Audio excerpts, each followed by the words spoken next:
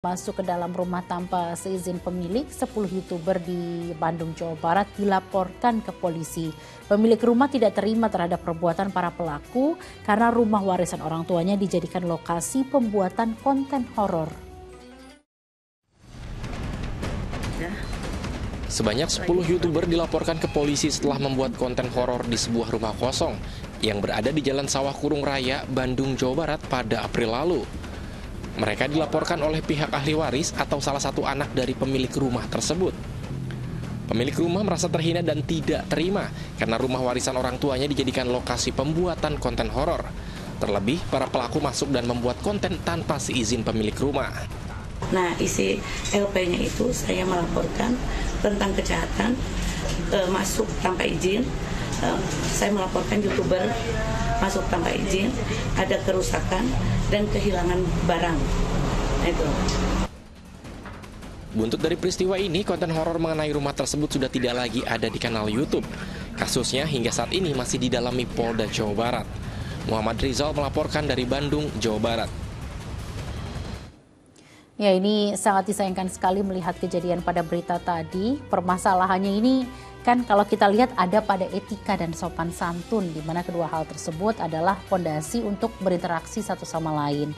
Nah, Ustaz, makin kesini nih dengan makin berkembangnya zaman, ini kan masih saja ada oknum yang kurang memahami makna dari tata krama, sopan santun hingga rasa malu.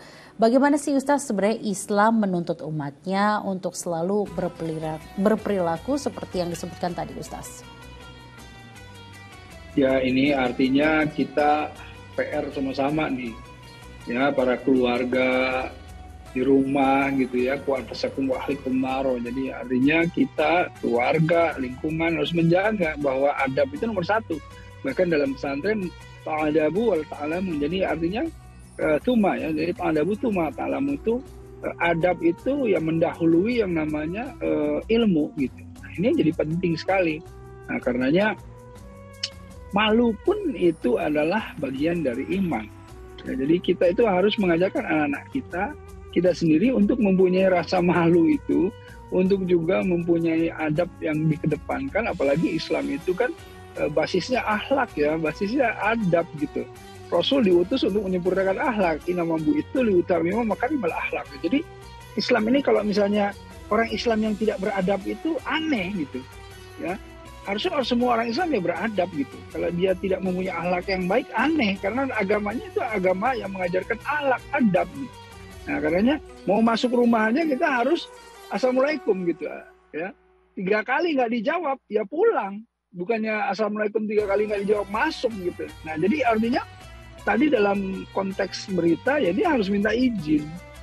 Kalau nggak diizinkan ya sudah gitu, nggak boleh kemudian masuk tanpa izin, kemudian malah ya membuat segala sesuatu yang ini masalah-masalah penting yang kemudian menjadi tugas kita bersama ya, tugas kita bersama agar supaya kita mengembalikan yang namanya Indonesia itu sebagai bangsa yang santun, bangsa yang ramah, bangsa yang bergotong royong. Kita harus kembali lagi menemukan jati diri itu. Jangan sampai kita mau ya seperti sekarang banyak sekali berita-berita yang membuat kita tuh jauh dari karakter bangsa Indonesia yang sudah baik itu. Itu kurang lebih. Iya, Ustaz.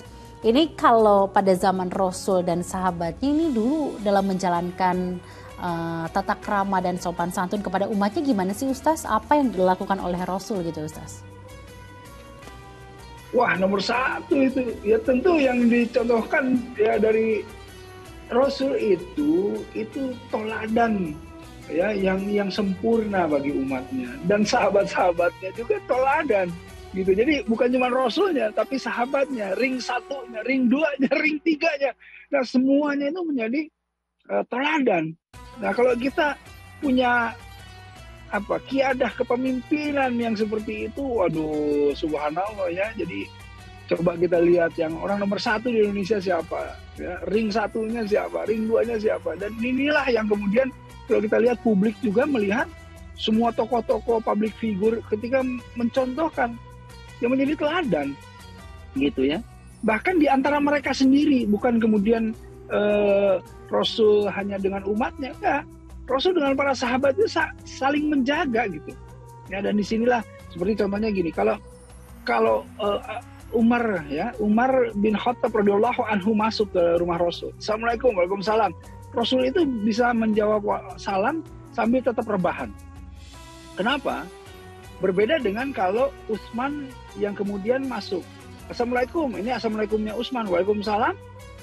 Rasul langsung membersihkan baju, bukan membersihkan, merapihkan bajunya, dan kemudian baru mempersilahkan Utsman untuk masuk. Kenapa seperti ini?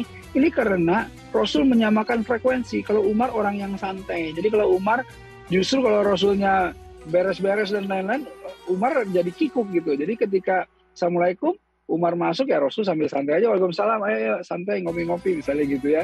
Tapi kalau Utsman yang assalamualaikum, wah Utsman ini orang yang rapi, santun gitu. Rasul langsung menyamakan menjadi orang yang yang merapihkan supaya Utsman masuk juga dengan nyaman gitu. Nah ini menyamankan, ini kan salah satu adab. Ini salah satu contoh kecil aja.